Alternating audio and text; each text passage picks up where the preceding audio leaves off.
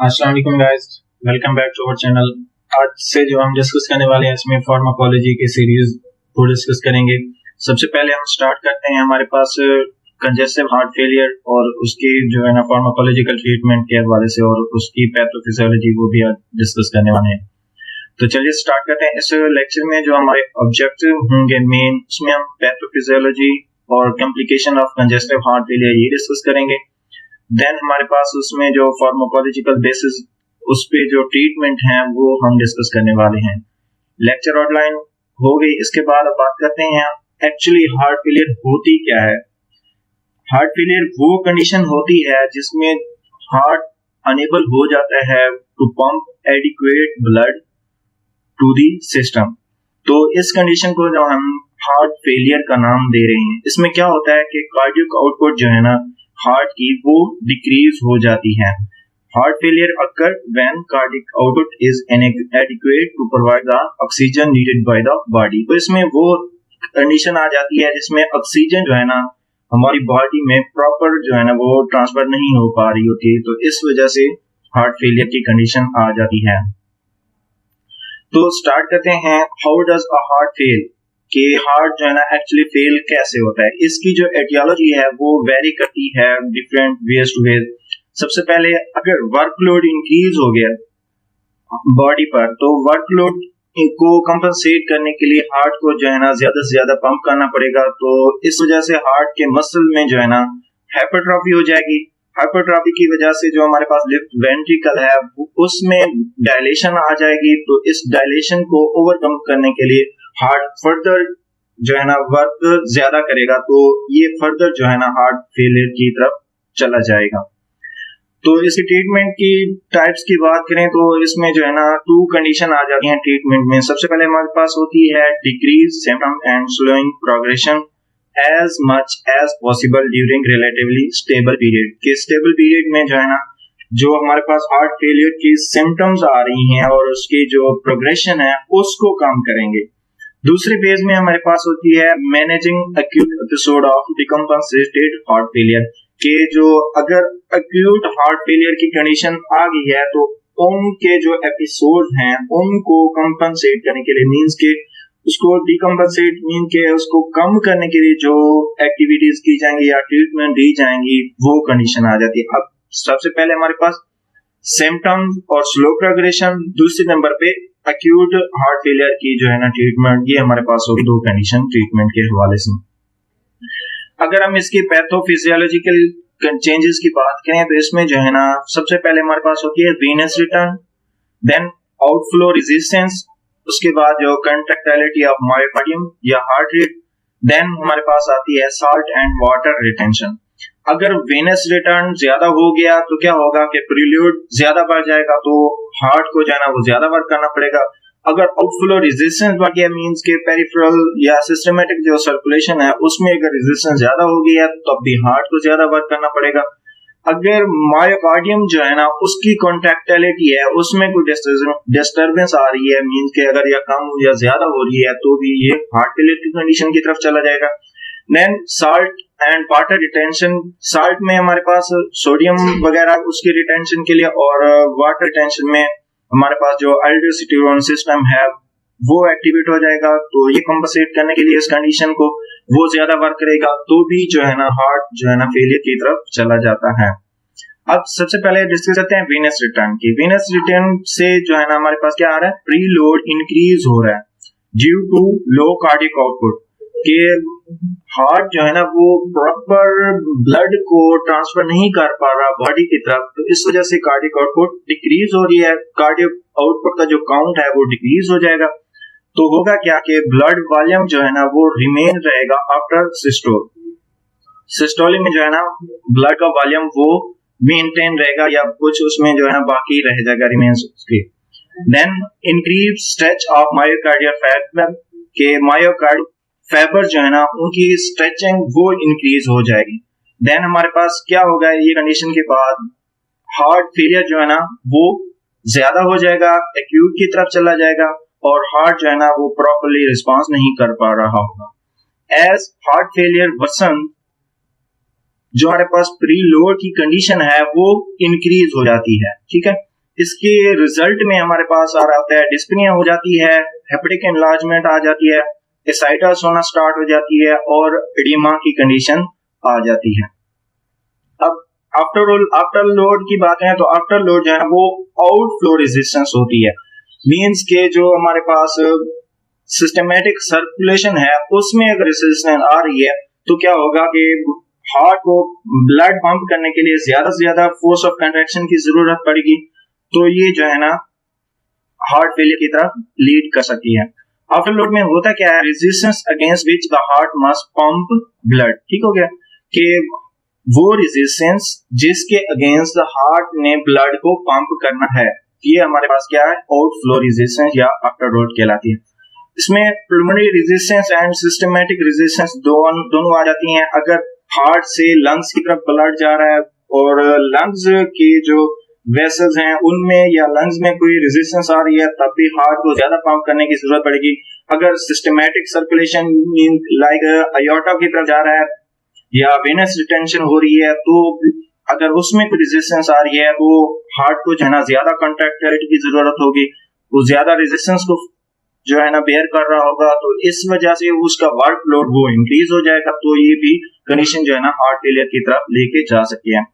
अब इस कंडीशन के रिजल्ट में देखें तो क्या होता है, due to low cardiac output blood pressure low हो जाएगा, एक्टिवेशन ऑफ बैरोरिसेप्टर, जब ब्लड प्रेशर लो होता है तो एक कंपनसेटरी मैकेनिज्म एक्टिव हो जाता है जिसमें बैरोरिसेप्टर एक्टिव हो जाते हैं। बैरोरिसेप्टर लो ब्लड प्रेशर को जो है काउंट करते हैं, तो इसके नतीजे में वो हमारी बॉडी को उसमें मैकेनिज्म के थ्रू ब्लड को दोबारा जो है ना नॉर्मल कंडीशन की तरफ लेके आने के लिए सिंपैथेटिक एक्टिवेशन करा देते हैं। तो ये उसके नतीजे में जब सिंपैथेटिक एक्टिवेशन होगी तो इसके नतीजे में कैटेकोलामाइन की जो हमारे पास कंसंट्रेशन है वो इंक्रीज होगी, तो उसके बदले में जो है ना ब्लड फ्लो वो नॉर्मल हो जाएगा। ब्लड प्रेशर जो है ना वो लो से हाई की तरफ चलना स्टार्ट हो जाएगा, डिकम्पनसेशन उसकी जो है ना वो शुरू हो जाएगी।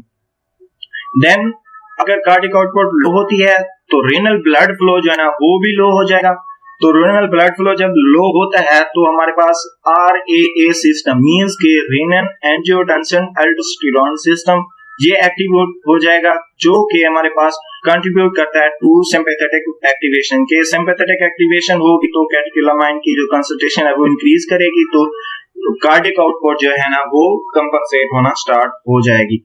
अब ये सारे मैकेनिज्म क्या करते हैं, कार्डिक आउटपुट को मेंटेन करने की ट्राई कर रहे होते हैं, but chronic sympathetic activation lead to deleterious effect further causing increase burden on failed heart, कि इस मैकेनिज्म को कंपनसेट करने के लिए जो सिस्टम एक्टिवेट हो रहे हैं ये एक्चुअली जो है ना लीड कर रहे होते हैं हमारे पास एक विशियस साइकिल स्टार्ट हो जाता है, जिसकी वजह से हार्ट पर फर्दर जो है ना बर्डन पड़ना स्टार्ट हो जाता है और हार्ट को जो है ना वो ज्यादा वर्क करना पड़ता है, तो इसके नतीजे में हार्ट फर्दर फेलियर की तरफ चला जाता है। ठीक है, विशियस साइकिल की बात कर लें तो इसमें जो है ना क्या होता है कि इवेंट्स जो है ना वो एक सीक्वेंस में चल रहे होते हैं। इसमें पहले होता है कि सबसे पहले कार्डियक परफॉर्मेंस जो है ना वो डिक्रीज हो जाएगी, देन उस डिक्रीजन को जो है ना कंपनसेट करने के लिए न्यूरो हार्मोनल कंपनसेशन स्टार्ट हो जाएगी, जिसमें डिफरेंट हार्मोन्स जो है ना वो एक्टिवेट हो जाते हैं, लाइक हमारे पास सिंपैथेटिक नर्वस सिस्टम के हार्मोन और रेनिन एंजियोटेंसिन ये जो है ना एक्टिवेट हो जाएंगे ब्लड प्रेशर को कंपनसेट करने के लिए। तो इसके नतीजे में जो है ना हार्ट को ज्यादा वर्क करना पड़ेगा। देन इसकी जो नेक्स्ट स्टेज आती है हमारे पास इंक्रीज कार्डियक वर्कलोड, जब वो हमारे पास हार्मोनल चेंजेस आए तो इसके नतीजे में जो है ना हार्ट का जो वर्कलोड होता है वो इंक्रीज हो जाएगा। जब वर्कलोड इंक्रीज हो जाएगा तो उस मैकेनिज्म को कंपनसेट करने के लिए जो हार्ट के मसल्स हैं उनमें जो है ना उसके चेंजेस आना स्टार्ट हो जाएंगे या डैमेज होना स्टार्ट हो जाएंगे। तो ये सारी कंडीशन एक विशियस साइकिल इसलिए कहा गया है कि एक शैतानी सर्कल स्टार्ट हो जाता है जो कि हार्ट फेलियर को फर्दर अक्यूट कंडीशन की तरफ लेके जाता है। अब मायोकार्डियल कंट्रैक्टिलिटी इसकी बात करें तो due to low cardiac output blood pressure low हो जाएगा, एक्टिवेशन ऑफ बैरोरिसेप्टर ये हो जाएगी स्टार्ट।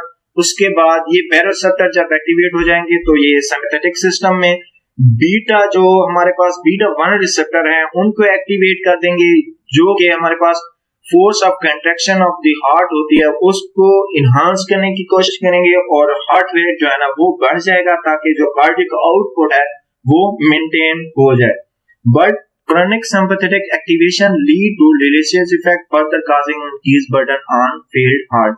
तो ये भी जो है ना अब जब मायोकार्डियलिटी इंक्रीज हो जाती है, मायोकार्डियल कंट्रैक्टिलिटी इंक्रीज होगी, तो ये भी फर्दर फेलियर हार्ट को फर्दर उस पर बर्डन डाल देगी, तो जो है ना ये हार्ट फर्दर फेलियर की तरफ, अक्यूट फेलियर की तरफ चला जाएगा। अब साल्ट एंड वाटर टेंशन की बात करें तो जब कार्डियक आउटपुट लो होगी और उसके साथ रीनल ब्लड फ्लो जो है ना वो अगर लो होगा, तो इसके नतीजे में कार्डियक आउटपुट और आरबीएफ मींस के रीनल ब्लड फ्लो वो अगर लो होंगे, तो इसके नतीजे में हमारे पास आरएए सिस्टम एक्टिवेट हो जाएगा, मींस के renal angiotensin aldosterone activation system. ठीक है, ये एक्टिवेट होगा तो एंजियोटेंसिन क्या करेगी, सिंपैथेटिक एक्टिवेशन कराएगी, कैटेकोलामाइन की कंसंट्रेशन बढ़ा देगी, तो उसके ताकि जो है ना कार्डियक आउटपुट को कंपनसेट कर सके। एल्डोस्टेरोन क्या करेगा, एल्डोस्टेरोन जो है ना साल्ट एंड वाटर रिटेंशन जो है ना रेनल ट्यूब्यूल्स में वो इंक्रीज करा देगा। ये दोनों मिलकर कंपनसेट करेंगे लो कार्डियक आउटपुट को और लो बीपी को, ताकि जो है ना कार्डियक आउटपुट और बीपी नॉर्मल आ जाए। But it can worsen the venous pressure. तो ये अगर जैसे ये ट्राई कर रहे हैं कि हमारे पास लो कार्डियक आउटपुट और लो बीपी जो है ना उसको कंपनसेट किया जाए, इसके अगेंस्ट जो है ना ये क्या होगा कि वीनस रिटर्न, वीनस प्रेशर बढ़ जाएगा, वीनस प्रेशर बढ़ जाएगा तो प्रीलोड बढ़ जाएगा, प्रीलोड तो हार्ट को जो है ना फर्दर ज्यादा कंट्रैक्टिलिटी को शो कराना पड़ेगा ताकि जो उसकी कार्डियक आउटपुट और बीपी की कंडीशन है वो उसको कंपनसेट कर सके। तो ये कंडीशन भी जो है ना वर्सन हार्ट फेलियर की तरफ लेके जा रही होते हैं। ये हमारे पास हो गया एक विशियस साइकिल। ठीक हो गया। देन इसमें डिस्कस करते हैं मायोकार्डियल रिमॉडलिंग के हवाले से कि हार्ट फेलियर में मायोकार्डियल जो मसल्स वुंड्स में हैं उसकी रिमॉडलिंग कैसे होगी। तो लेफ्ट वेंट्रिकल रिमॉडलिंग में क्या होता है कि ये एक प्रोग्रेसिव अल्टरेशन जो है ना उसमें होती है क्या कि वेंट्रिकुलर साइज, शेप और फंक्शन उसमें रिमॉडलिंग की जाए ताकि जो हार्ट है वो अपनी नॉर्मल ओरिजिनल कंडीशन में आ जाए। तो इसके लिए इसके जो असर हैं वो इन्फ्लुएंस करते हैं हमारे पास मैकेनिकल, न्यूरो हार्मोनल और पॉसिबली जेनेटिक फैक्टर को, जो क्या कर रहे होते हैं हमारे पास मायोकार्डियल इन्फेक्शन, कार्डियोमायोपैथी, हाइपरटेंशन और वल्वुलर हार्ट डिजीज जो है ना ये कंडीशन जो है ना फर्दर इस कंडीशन की वजह से क्या होगा कि मायोकार्डियल जो मसल्स होते हैं उसमें डैमेज आएगा। तो उस डैमेज को रिमॉडल करने के लिए जो है ना ये हमारे पास हार्ट जो है ना वो एक रिमॉडलिंग का फेज स्टार्ट कर देगा। इसमें हॉलमार्क्स की बात करें तो हॉलमार्क्स में hypertrophy, loss of myocyte. Hypertrophy means के जो हार्ट के मसल्स हैं उसका उनका जो साइज है वो इंक्रीज हो जाएगा, क्योंकि वो ज्यादा वर्क करने की वजह से जो मसल्स की एक्टिविटी है वो ज्यादा होने की वजह से उसमें हाइपरट्रॉफी आ गई थी। अब उसके अगेंस्ट जो है ना हमारे पास मायोसाइट्स जो है ना वो लॉस हो गए अगर और दूसरे नंबर पर हमारे पास इंटरस्टिशियल फाइब्रोसिस वो अगर लॉस हो गए। इन तमाम कंडीशन में जो है ना रिमॉडलिंग जरूरी हो जाती है हार्ट के लिए। तो इस रिमॉडलिंग जो है ना इसका टाइम पीरियड वो बता रहा है कि ये मंथ तक जो है ना कंटिन्यू हो सकती है आफ्टर इनिशियल इंसल्ट के हार्ट फेलियर हुआ उसके बाद महीनों तक जो है ना हार्ट अपनी नॉर्मल रिमॉडलिंग कंडीशन में आता रहता है। अब इसमें फार्माकोलॉजिकल टारगेट्स की बात करें तो इसमें जो है ना कौन से टारगेट्स किए जाते हैं। सबसे पहले प्रीलोड उसको ट्रीट किया जाता है, आफ्टर लोड को ट्रीट किया जाता है, कंट्रैक्टिलिटी जो हार्ट की है उसको जो है ना नॉर्मलाइज किया जाता है। देन हमारे पास क्रोनिक सिंपैथेटिक एक्टिवेशन उसको नॉर्मल किया जाता है और रिमॉडलिंग प्रोसेस होता है कि हार्ट के जो मसल्स हैं उनमें जो भी चेंजेस आए उनके साइज में या शेप में उनको जो है ना नॉर्मल कंडीशन में लाया जाए। तो ये हमारे पास हो गए बेसिक फार्माकोलॉजिकल टारगेट्स। ठीक हो गया। तो इसके हवाले से एक रिसर्च आई है हार्ट की जो फेलियर की कंडीशन है उसमें न्यूयॉर्क हार्ट एसोसिएशन NYHA इसने एक रिसर्च पेश की थी जिसमें जो हार्ट फेलियर के पेशेंट्स हैं उनको 4 क्लासेस में डिवाइड किया। क्लास वन में इसमें होता है कोई लिमिटेशन नहीं होती, नॉर्मल फिजिकल एक्सरसाइज कर सकते हैं, नॉट कॉज फटीग, कि नॉर्मल जो फिजिकल एक्सरसाइज है इसकी वजह से फटीग नहीं आती। हल्की फुल्की जो है ना इसमें डिस्पनिया और पाल्पिटेशन जो है ना ये कंडीशन आ रही होती है कि थोड़ी थोड़ी, ठीक हो गया। अब क्लास टू में जो है ना हल्की सी लिमिटेशन होती है, comfortable at rest but normal physical activity produce fatigue, कि हमारे पास नॉर्मल कंडीशन में एट रेस्ट कंडीशन में जो है ना बिल्कुल ओके होता है, पेशेंट कंफर्टेबल होता है, बट अगर थोड़ी सी भी जो है ना फिजिकल एक्टिविटी की तरफ जाता है तो फटीग की कंडीशन जो है ना वो स्टार्ट हो जाती है, डिस्पनिया हो जाते हैं और पाल्पिटेशन के जो है ना वो स्टार्ट हो जाते हैं। क्लास 3 में जो है ना मार्क्ड लिमिटेशन आ जाती है, comfortable at rest but gentle physical activity produce marked symptom of heart failure. Symptom heart failure की सिम्टम लाइक जो हमारे पास आ रही होती है, सबसे पहले कार्डियक परफॉर्मेंस वो डिक्रीज हो जाती है, उसके बाद डिस्पनिया की कंडीशन आ रही होती है, एडिमा साइनोसिस वगैरह ये कंडीशन स्टार्ट हो जाती है किसमें, क्लास 3 में, कि थोड़ी सी भी फिजिकल एक्टिविटी हुई हार्ट फेलियर की जो सिम्टम है वो साइन सिम्टम नजर आ रही होती है। क्लास 4 पेशेंट में जो है ना ये अब पेशेंट जो है ना अक्यूट हार्ट फेलियर की तरफ जा चुका होता है, इसमें रेस्ट की कंडीशन में भी और फिजिकल एक्टिविटी दोनों कंडीशन में जो है ना साइन सिम्टम जो है ना वो कॉमन नजर आ रही होती हैं। ड्रग थेरेपी, इसमें जो ड्रग्स जो यूज की जाती हैं वो उनके जो टारगेट्स हैं वो फर्दर डिस्कस करें। सबसे पहले हमारे पास होती है to increase force of contraction, के फोर्स ऑफ कंट्रैक्शन जो है ना हार्ट के मसल्स की मायोकार्डियल की उसको इंक्रीज किया जाए। देन हमारे पास होती है रिड्यूस कार्डियक वर्कलोड, जो हार्ट जो है ना वर्कलोड उसमें पड़ रहा है तो उसको डिक्रीज करने के लिए भी जो है ना ट्रीटमेंट दी जाती है। तीसरी कैटेगरी में आती है हमारे पास टू प्रोलॉन्ग द सर्वाइवल, के जो पेशेंट का सर्वाइवल है उसे बढ़ाने के लिए हमारे पास ड्रग थेरेपी की जाती है। अब सबसे पहले जो कैटेगरी आ रही है to increase force of contraction, इसमें जो ड्रग्स यूज होते हैं उसमें सबसे पहले हमारे पास होते हैं डाइजॉक्सिन, देन बीटा एगोनिस्ट, इसमें जो है ना डायबिटामिन और डोपामिन ये ड्रग्स आ रही होती हैं। तीसरी ड्रग में जो है हमारे पास है बाइपेरिडीन या मिलिनोन, ये ड्रग जो है ना यूज हो रही होती है to increase force of contraction, ठीक हो गया।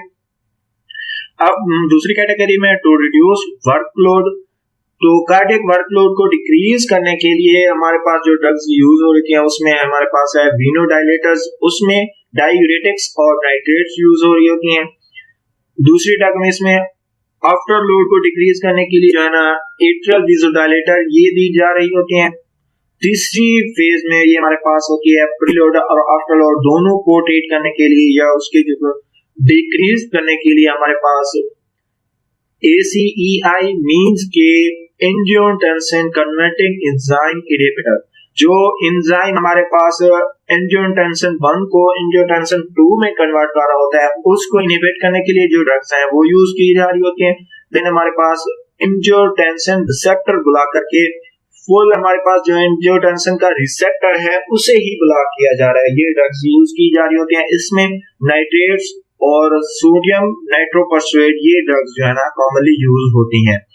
तीसरी कैटेगरी में प्रोलॉन्ग सर्वाइवल के लिए हमारे पास beta adreno receptor blocker drugs होती हैं, ये यूज की जा रही हैं। अब हम वन बाय वन ड्रग को डिस्कस करें। सबसे पहले हमारे पास कौन सी आ रही होती है to increase force of contraction, इसमें डाइजैक्सन एक्चुअली जो है ना ये प्लांट से डेरिवेटिव्स है, ये ग्लाइकोसाइड क्लास है तो इस वजह से इसे कार्डियक ग्लाइकोसाइड्स का नाम भी दिया गया, ठीक है। तो डिजिटॉक्सिन जो है ना ये एक्चुअली जो है ना डेरिवेट होती है कहां से, डिजिटैलस जो एक प्लांट होता है उससे, तो इसके नाम की वजह से जो है ना इसका नाम डाइजैक्सन पड़ रहा है। तो डाइजेक्शन एक्चुअली जो है इसका मैकेनिज्म ऑफ एक्शन क्या है, तो मैकेनिज्म ऑफ एक्शन जो है ना ये दो स्टेप में वर्क करती है। Cardiac glycoside increase intracellular calcium concentration, उसके नतीजे में क्या करता है ये कैल्शियम जो कंसंट्रेशन है उसको इंक्रीज करने के लिए दो स्टेप जो है ना प्रोसेस करती है। सबसे पहले फर्स्ट स्टेप में जो है ना सोडियम पोटेशियम चैनल जो है ना वहां पे उसे ब्लॉक करती है bye binding on the potassium sides, ठीक है। जहाँ पे पोटेशियम ने आके लगना होता है वो साइड को जो है ना ब्लॉक कर देती है। तो इसकी वजह से पोटेशियम जो है ना सेल के अंदर नहीं जा पा रही होती। तो क्या होता है कि इसके नतीजे में जो है ना हाइपोकैलेमिया हो जाता है। और जो हमारे पास दूसरा स्टेप इसमें आता है, उस दूसरे स्टेप में कैल्शियम की जो है ना कंसंट्रेशन को, calcium sodium calcium exchange mechanism जो है ना उसमें कैल्शियम की कंसंट्रेशन को सेल के अंदर इंक्रीज कर देती है। अब क्या होता है कि पोटेशियम अंदर नहीं जा रही, सोडियम बाहर जा रही है, कैल्शियम की इंटरनल जो हमारे पास रिटेंशन है वो इंक्रीज कर रही है। तो क्या होगा, जो सेल के अंदर जो है ना हमारे पास आइनोट्रोपिक इफेक्ट की वजह से कंसंट्रेशन, पॉजिटिव कंसंट्रेशन वो इंक्रीज हो जाएगी। तो जब कैल्शियम की कंसंट्रेशन इंक्रीज होगी तो ये क्या करेगा कि जो हमारे पास मायोकार्डियल मसल्स हैं उनकी कंट्रैक्शन को, जो उसकी कंट्रैक्टिलिटी है उसको इंक्रीज कर देगी। तो उसको इंक्रीज करेगी तो क्या होगा कि हार्ट के मसल जो है ना वो ज्यादा वर्क करेंगे। जब मसल ज्यादा वर्क करेंगे तो कार्डियक आउटपुट जो है ना वो इंक्रीज हो जाएगी, बीपी इंक्रीज की तरफ चला जाएगा। ठीक हो गया, ये हमारे पास हो गया मैकेनिज्म ऑफ एक्शन डाइजेशन के लिए। और इसमें इफेक्ट की बात करें तो इफेक्ट हमारे पास दो तरह के होते हैं। सबसे पहले हमारे पास होता है कार्डियक इफेक्ट, नंबर 2 हमारे पास होता है अदर ऑर्गन पर उसका जो है ना डाइजेशन का इफेक्ट। अब कार्डियक इफेक्ट जो है ना उसको दो स्टेप में डिवाइड किया गया है, उसके डोज पे डिपेंड करते हुए। सबसे पहले हमारे पास होती है थेराप्यूटिक डोज में डायरेक्ट जो इसका इफेक्ट है वो हमारे पास होता है force of contraction of the heart muscle, ये इंक्रीज हो जाती है। इनडायरेक्ट में क्या होता है कि हार्ट रेट डिक्रीज हो गया है। जब फोर्स ऑफ कंट्रैक्शन इंक्रीज हुई तो इसके नतीजे में वेगल स्टिमुलेशन की वजह से जो है ना हमारे पास सिंपैथेटिक एक्टिविटी ये स्टार्ट हो जाती है। तो इसके इनडायरेक्ट इफेक्ट ये आ रहा है कि हार्ट रेट जो है ना वो डिक्रीज होने स्टार्ट हो जाएगा इसके इनडायरेक्ट इफेक्ट में। डायरेक्ट इफेक्ट क्या है, फोर्स ऑफ कंट्रैक्शन इंक्रीज हो रही है।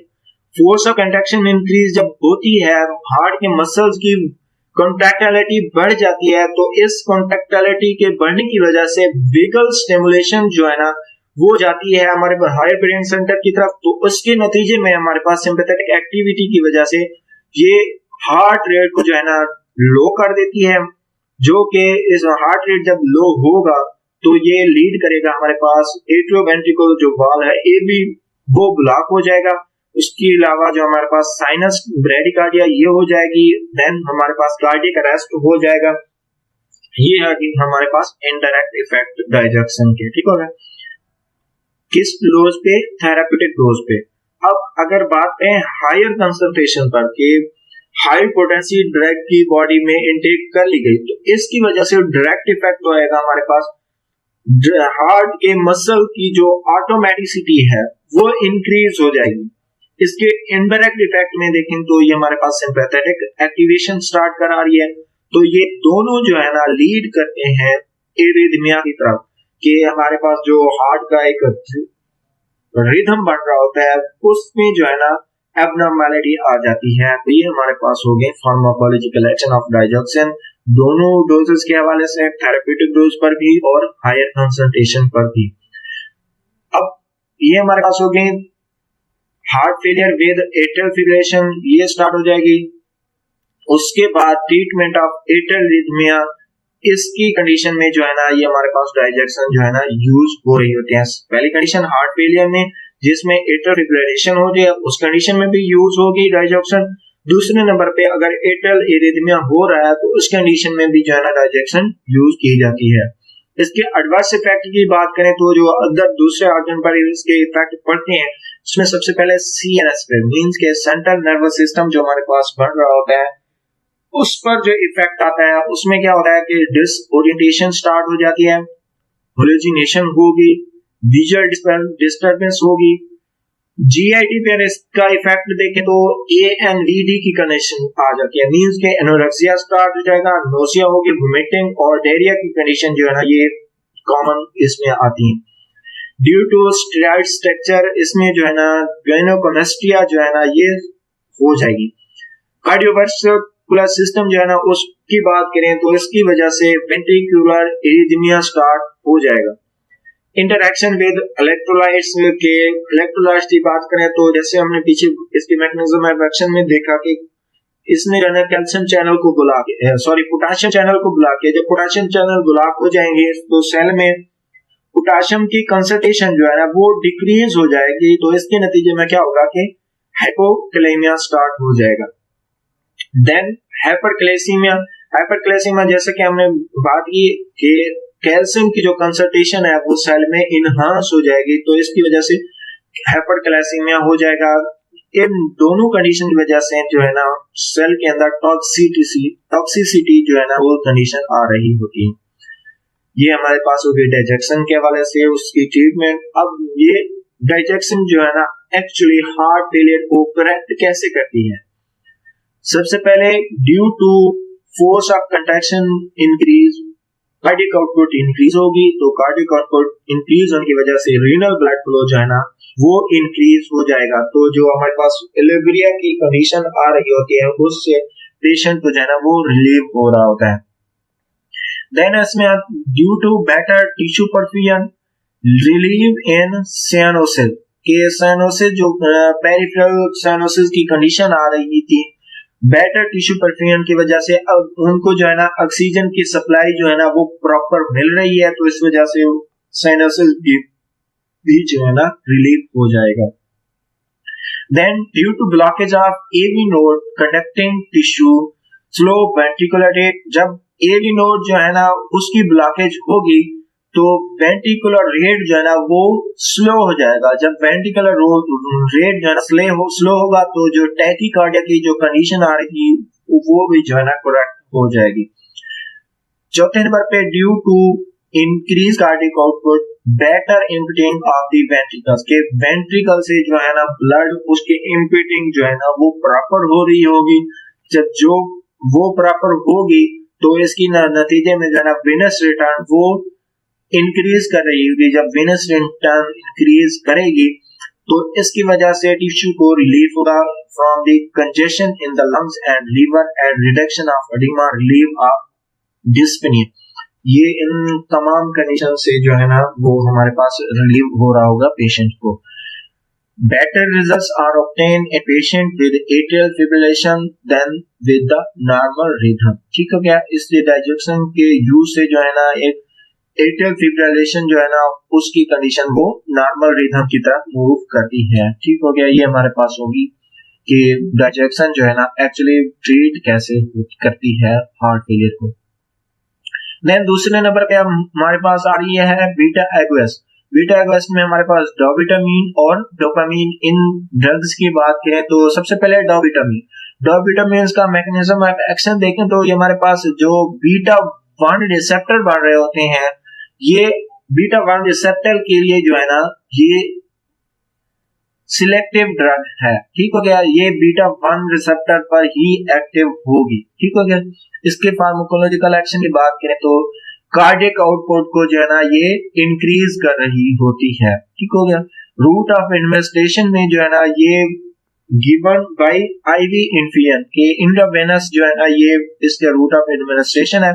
इसके एडवर्स इफेक्ट की बात करें तो ये कार्डियक एरिथमिया स्टार्ट करवा देती है कि इसके जो है ना अबनॉर्मल यूज से जो हमारे पास एक रिदम बन रहा होता है ब्लड फ्लो का या कार्डियक साइकिल का, वो जो है ना एबनॉर्मल हो जाता है, तो कार्डियल जो है ना एरिथमिया स्टार्ट हो जाता है। इसका थेरेप्यूटिक यूज देखें तो ये मेनली यूज होती है एक्यूट डिकम्पनसेटेड हार्ट फेलियर कि अगर एक्यूट कंडीशन आ गई हार्ट फेलियर की तो इसको ट्रीट करने के लिए हमारे पास जो है ना यूज हो रही होती है। अब डोपामिन की बात करें तो डोपामिन जो है ना इसकी जो रिसेप्टर्स है वो हमारे पास डेल्टा 1, बीटा 1 और अल्फा 1 ये इन रिसेप्टर पर एक्टिवेट होती है। इसके फार्माकोलॉजिकल एक्शन की बात करें तो ये 2 डोज पे डिपेंड कर रही है। अगर लो डोज को देखें तो लो डोज जो है ना डोपामिन की एक्टिवेट कर रही होती है हमारे पास डेल्टा 1 रिसेप्टर को। तो डेल्टा 1 जब रिसेप्टर एक्टिवेट होते हैं तो रीनल ब्लड फ्लो जो है ना वो उसको जो है ना इंक्रीज करा रहे होते हैं। जब रीनल ब्लड फ्लो इंक्रीज होगा तो कार्डियक आउटपुट जो है ना वो प्रॉपर अपने जो नॉर्मल कंडीशन में आ जाएगी। ठीक हो गया। तो उसके साथ जो बीपी लो हो रहा होता है वो भी नॉर्मल कंडीशन की तरफ आ रहा होता है। इंटरमीडिएट डोज की बात करें तो इंटरमीडिएट डोज जो है ना वो हमारे पास बीटा 1 रिसेप्टर जो है ना उनको एक्टिवेट करती है। तो इनके एक्टिवेशन के नतीजे में force of contraction of the heart muscle जो है ना वो इंक्रीज होगी, हार्ट रेट इंक्रीज होगा। तो इसके नतीजे में कार्डियक आउटपुट जो है ना वो इंक्रीज हो रही होती है। रूट ऑफ एडमिनिस्ट्रेशन की बात करें तो इसमें जो है ना ये भी आईवी इन्फ्यूजन के थ्रू जो है ना एडमिनिस्ट्रेट हो रही होती है। एडवर्स इफेक्ट में कार्डियक एरिथमिया स्टार्ट हो रहा होता है। थेरेपेटिक यूज में देखें तो ये भी जो है ना हमारे पास एक्यूट हार्ट फेलियर की कंडीशन में यूज हो रही है। देन हमारे पास बाइपेरिडीन्स या मिरोनोन, इसके बात करते हैं तो इसके मैकेनिज्म ऑफ एक्शन में ये क्या करती है, जो हमारे पास फास्फोडाइस्टेट टाइप 3 एंजाइम होता है उसको इनहिबिट कर रही होती है। ठीक हो गया। जब ये इनहिबिट करेगी तो साइक्लिक एएमपी जो है ना उसकी ब्रेकडाउन डिक्रीज हो जाएगी। जब साइक्लिक एएमपी की ब्रेकडाउन डिक्रीज होगी तो इसका मतलब है कि जो हमारे पास सेल है उसमें एएमपी की कंसंट्रेशन जो है ना वो इंक्रीज हो रही है। तो जब ये कंसंट्रेशन इंक्रीज होगी तो ये force of contraction of heart muscle जो है ना वो इंक्रीज कर देगी। ठीक हो गया। ये हो गया उसका मैकेनिज्म ऑफ एक्शन। इसका फार्माकोलॉजिकल एक्शन की बात करें तो ये हमारे पास force of contraction of heart muscle जो है उसको इंक्रीज कर रही होती है। ये रूट ऑफ एडमिनिस्ट्रेशन में पैराइंटरली यूज हो रही होती है। एडवर्स इफेक्ट देखें तो इसमें जो है ना कार्डियक एरिथमिया की कंडीशन आ रही होती है। Therapeutic use only for acute heart failure और severe exacerbation of chronic heart failure. ये जो है ना ओनली एक्यूट कंडीशन में जो है ना ये यूज हो रही होती है। अब दूसरे नंबर पे हमारी जो कैटेगरी आ रही थी टू डिक्रीज कार्डिक वर्कलोड को डिक्रीज करने के लिए जो ड्रग्स हैं उसमें सबसे पहले हम डिस्कस करते हैं डायूरेटिक्स को।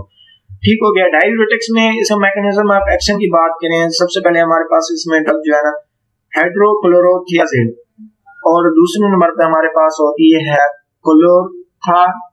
क्लोरथालिडीन। ठीक हो गया।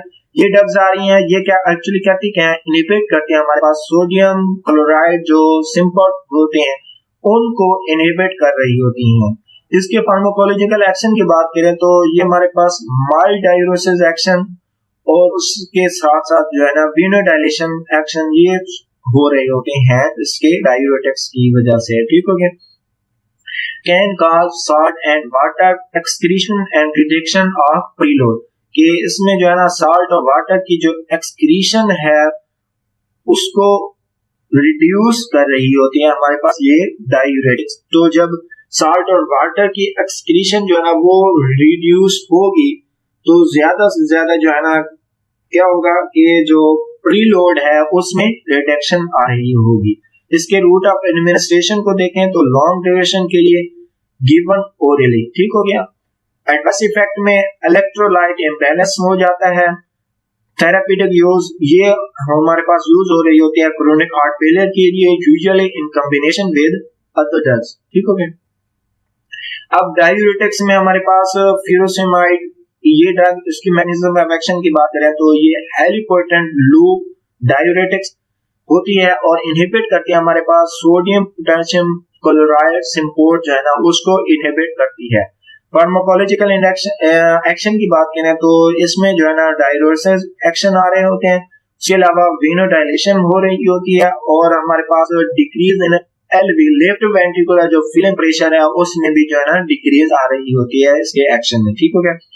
Can cause salt and water excretion and reduction of preload, कि जो हमारे पास प्रीलोड है उसमें रिडक्शन कर रही होगी और साल्ट और वाटर की जो एक्सक्रीशन है उसको भी जो है ना इनहांस करा रही होंगी। Benefits patient with pulmonary oedema, कि अगर पेशेंट में जो है ना पल्मोनरी एडिमा की कंडीशन आ रही है तो इसमें जो है ना हमारे पास डायूरेटिक्स यूज हो रही हैं। फ्यूरोसेमाइड तो ये क्या करती है कि जब साल्ट वाटर की एक्सक्रीशन को इंक्रीज करेगी तो इस वजह से जो है ना वाटर ज्यादा से ज्यादा बॉडी से, वाटर और साल्ट ज्यादा से ज्यादा बॉडी से एक्सक्रीट आउट हो रहे होंगे। तो इस वजह से ये जो है ना पल्मोनरी एडिमा के पेशेंट के लिए बेनिफिशियल जो है ना होती है। रूट ऑफ एडमिनिस्ट्रेशन इसमें देखें तो available as oral as well as IV administrated. ठीक है। इसमें एडवांटेजेस इन हार्ट फेलियर की बात करें तो ये हमारे पास क्विक ऑनसेट और शॉर्ट ड्यूरेशन में जो है ना रिपीट हो रही होती है। थेरेप्यूटिक यूज में देखें तो first choice in acute chronic heart failure की, अगर अक्यूट क्रोनिक हार्ट फेलियर की कंडीशन आ रही है तो इसमें फर्स्ट चॉइस जो है ना हमारे पास फ्यूरोसेमाइड की होती है। ठीक हो गया, ये हमारे पास होंगे डायलिसिस के हवाले से। अब डाययूरेटिक में नाइट्रेट्स की बात करते हैं। नाइट्रेट्स में सबसे पहले मैकेनिज्म ऑफ एक्शन की बात करें तो रेफर टू एंटी एंजाइनल, ठीक हो गया, एंटी एंजाइनल ड्रग्स के तौर पर जो है ना ये रेफर की जा रही होती है। इसके फार्माकोलॉजिकल एक्शन देखें तो ये क्या करती है, प्री लोड जो है ना उसकी रिडक्शन कर रही होती है लो डोज, ठीक हो गया। और जो इसके अलावा हमारे पास रिडक्शन इन आफ्टर लोड, अगर हाई डोज यूज करेंगे तो आफ्टर लोड की जो है ना कंडीशन उसको रिड्यूस कर रही होगी। जब आफ्टर लोड रिड्यूस होगा तो इसकी वजह से जो कार्डिक वर्कलोड है वो भी डिक्रीज हो जाएगा ऑब्वियसली। जब वो डिक्रीज हो जाएगा तो कार्डिक आउटपुट जो है ना नॉर्मल कंडीशन की तरफ आ रही होती है। ठीक हो गया, ये हमारे पास होगी नाइट्रेट्स के हवाले से। अब दूसरे नंबर पे जो है ना डिक्रीज आफ्टर लोड को ट्रीट करने के लिए हमारे पास आर्टेरियल वेसोडाइलेटर होती हैं। उसमें सबसे पहले हमारे पास होती है हाइड्रोलाजीन, ठीक है। हाइड्रोलाजीन की बात करें तो ये हमारे पास क्या कर रही होती है कि जो हमारे पास आफ्टर लोड वर्कलोड होती है हमारे पास हार्ट की, उसको जो है ना डिक्रीज कर रही होती है बाय डायलेशन ऑफ आर्टरीज। जब आर्टरीज की जो है ना डायलेशन होगी तो जो प्रेशर है, ब्लड प्रेशर है वो लो हो जाएगा। जब ब्लड प्रेशर लो होगा तो जो है ना हार्ट का जो वर्कलोड है वो डिक्रीज हो जाएगा कि हार्ट जो है ना अपनी नॉर्मल कार्डिक आउटपुट की तरफ आ जाएगा। ठीक हो गया। अब तीसरे नंबर पे हमारे पास कार्डिक वर्कलोड को डिक्रीज करने के लिए जो हमारे पास ACE मींस के angiotensin converting enzyme inhibitor drugs हैं वो देख रहे थे। ACEI क्या होते हैं कि एक्चुअली हमारे पास जो एंजियोटेंसिन कन्वर्टिंग एंजाइम होता है उसको इनहिबिट करने वाली ड्रग्स जो है ना, इसमें हमारे पास कैप्टोप्रिल, उस दूसरे नंबर पे हमारे पास आ रही होती है इनैलाप्रिल, और तीसरी ड्रग जो है ना हमारे पास आ रही होती है लिसिनोप्रिल। ये ड्रग्स जो है ना एक्ट कर रही होती हैं एज अ ACE मींस के एंजियोटेंसिन कन्वर्टिंग एंजाइम इनहिबिटर के तौर पे। ठीक हो गया। मैकेनिज्म ऑफ एक्शन की बात करें तो मैकेनिज्म ऑफ एक्शन में ये सबसे पहले क्या करती हैं, जो एंजियोटेंसिन कन्वर्टिंग एंजाइम है उसको इनहिबिट करती हैं कि वो एंजियोटेंसिन 1 को एंजियोटेंसिन 2 में कन्वर्ट ही ना करे। ठीक है, जब वो इनहिबिट हो जाएगा तो ऑब्वियसली एंजियोटेंसिन 1 अपनी नॉर्मल कंडीशन में रहेगी, एंजियोटेंसिन 2 में कन्वर्ट ही नहीं होगी। तो जब वो कन्वर्ट नहीं होगी तो सिंपैथेटिक एक्टिवेशन नहीं होगी, कैटेकोलामाइन की कंसंट्रेशन वो इंक्रीज नहीं करेगी। तो एज अ रिजल्ट जो है ना कार्डिक आउटपुट जो है ना वो अपनी हाई कंसंट्रेशन से लो कंसंट्रेशन की तरफ आ जाएगी। ठीक हो गया, ये हमारे पास होगी ACEI की एक्टिवेशन का जो है ना मैकेनिज्म। ठीक हो गया। इसका फार्माकोलॉजिकल एक्शन देखें तो ये हमारे पास क्या करती है, एट्रियल डायलेशन। जब आर्टेरियल डायलेशन होगी तो वर्कलोड जो है ना आफ्टर लोड वो डिक्रीज हो जाएगा। अगर वीनस डायलेशन होगी तो क्या होगा कि जो प्रीलोड है वो डिक्रीज हो जाएगा। जब प्रीलोड डिक्रीज होगा तो ऑब्वियसली जो है ना रेजिस्टेंस कम होगी, कार्डिक आउटपुट जो है ना वो कम हो जाएगी, अपनी नॉर्मल कंडीशन की तरफ आएगी और जो कार्डिक वर्कलोड है वो भी अपनी नॉर्मल कंडीशन की तरफ आ रहा होता है। तीसरे नंबर पे जो है ना ये एल्डोस्टेरोन का एक्शन जो है ना उसको डिक्रीज करती है। जब एल्डोस्टेरोन का एक्शन डिक्रीज होगा तो साल्ट और वाटर की जो रिटेंशन है वो डिक्रीज हो जाएगी। जब वो रिटेंशन डिक्रीज होगी तो हमारे पास जो प्रीलोड है वो डिक्रीज हो रहा होगा। तो इसकी वजह से जो है ना कार्डियक आउटपुट जो है ना वो अपनी नॉर्मल कंडीशन में आ रही होगी और ब्लड प्रेशर जो है ना वो भी अपनी नॉर्मल कंडीशन की तरफ आ रहा होगा। चौथे नंबर पे ये हमारे पास रीमॉडलिंग को जो है ना इम्प्रूव करती है कि जो हार्ट के मसल्स हैं उसकी जो साइज शेप या उसमें कोई डैमेज आया तो वो रीमॉडलिंग की तरफ जो है ना ज्यादा से ज्यादा जा रहा होता है। और पांचवें नंबर पे हमारे पास सिंपैथेटिक एक्टिवेशन जो है ना उसको भी डिक्रीज कर रही होती है। कौन, ACE मींस के एंजियोटेंसिन कन्वर्टिंग एंजाइम इनहिबिटर, ये ड्रग जो है ना ये फॉलोइंग फंक्शन परफॉर्म करवा रही होती है। इसका थेराप्यूटिक यूज देखें तो first line therapy in chronic heart failure, कि अगर क्रोनिक हार्ट फेलियर है उसमें जो है ना फर्स्ट लाइन थेरेपी होती है हमारे पास ACEI की। ठीक हो गया। ऑन टू वार्ड इफेक्ट की बात करें तो फर्स्ट डोज फिनोमिना, ये हमारे पास severe first dose hypotension create करवा रही होती है कि अगर ज्यादा डोज हो गई, ऑब्वियसली कार्डिक आउटपुट को इसने डिक्रीज किया हुआ है, जब कार्डिक आउटपुट डिक्रीज होगी तो बीपी लो हो जाएगा, तो हाइपोटेंशन हो जाएगी। और उसके अलावा हमारे पास जो इसका इफेक्ट आ रहा होता है साइड इफेक्ट में, ड्राई इरिटेटेड कफ जो है ना वो कंडीशन आ रही होती है। तो ये एक्चुअली क्यों होती है, जो हमारे पास ब्रेडिकाइनिन है उसकी जो है ना ब्रेक डाउन वो डिक्रीज हो जाती है, तो वो जो है ना इरिटेशन क्रिएट करवा रही होती है। अब एंजियोटेंसिन 2 रिसेप्टर ब्लॉकर या ARB, इसकी बात करें तो ये इसमें जो ड्रग्स आती है हमारे पास लोसार्टेन और वेलसार्टेन, ये ड्रग्स आ रही होती हैं एज ये एक्ट कर रही होती है हमारे पास जब ACEI को जो है ना पेशेंट जो है ना बेयर नहीं कर पा रहा होता है, उसको टॉलरेट नहीं कर पा रहा होता है, तो उसके जो अपोजिट ड्रग्स थेरेपी दी जाती है उसमें जो है ना हमारे पास ARB की होती है। ठीक हो गया। ये हमारे पास क्या करती हैं, ऐसा समझ लें कि जैसे एक वैगन है उस पे जो है ना लोड ज्यादा है, उस पे उसके ऊपर से अगर कोई बर्डन जो है ना कम कर दे तो क्या होगा कि वो वैगन जो है ना उसकी परफॉर्मेंस ज्यादा हो जाएगी। तो जब ये हमारे पास एंजियोटेंसिन रिसेप्टर 2 ब्लॉकर्स हैं, उसी को ही एंजियोटेंसिन का जो रिसेप्टर है उसको ही ब्लॉक कर रही है डायरेक्टली। तो जब वो ब्लॉक होगा तो एंजियोटेंसिन 1 जो है ना वो कन्वर्ट ही नहीं हो पाएगी एंजियोटेंसिन 2 में, तो इसके नतीजे में जो है ना कार्डियक वर्कलोड जो है ना वो डिक्रीज हो जाता है। ठीक हो गया।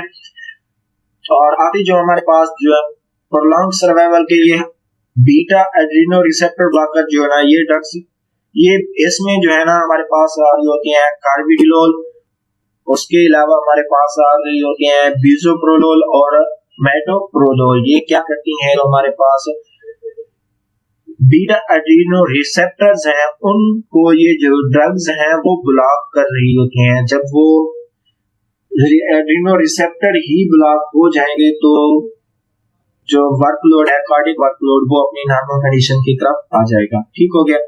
यूज हो इसका बीटा ब्लॉकर की यूज की बात करें तो ये हार्ट फेलियर में जो है ना यूज की जाती हैं, और ये हमारे पास अगर टैकीकार्डिया की कंडीशन है उस कंडीशन में जो है ना ये हमारे पास